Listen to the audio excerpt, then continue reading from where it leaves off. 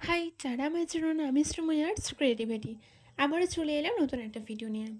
জানি ভিডিওটা অনেক দিন আগে আমি করেছিলাম, দিতে একটু লেট হয়ে গেছে, তো সরি বন্ধুরা। তো চলো ভিডিওটা স্টার্ট করা যাক।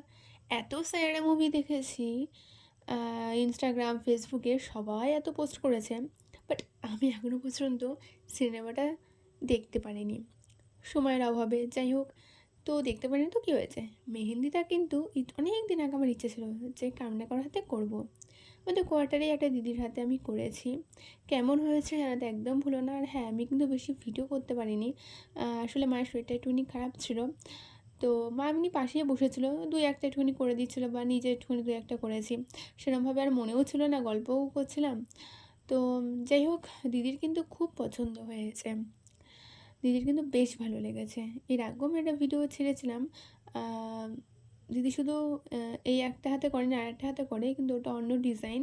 কিন্তু এটা এখানে আমি দেখাচ্ছি না, যারা আগের ভিডিও দেখোনি তোমরা দেখে নিও। তো ওই ভিডিওটা আমি অনেক দিন আগে ছেড়েছি, তো এটা দিতে একটু লেট হয়ে গেছে, তো এডিট করলাম কালকে, তো আজকে দেখো তোমাদের সঙ্গে আমি শেয়ার করছি। তো এই যে ফাইনাল লুক কেমন হয়েছে জানিও। তো ভিডিও ভালো লাগলে লাইক করে দিও, কমেন্ট করো, আমাকে সাপোর্ট করো, আমার পাশে থেকো। আর আবারও বলছি, ভিডিও যদি সত্যি তোমাদের ভালো লাগে তাহলে একটা লাইক করো, কমেন্ট করো।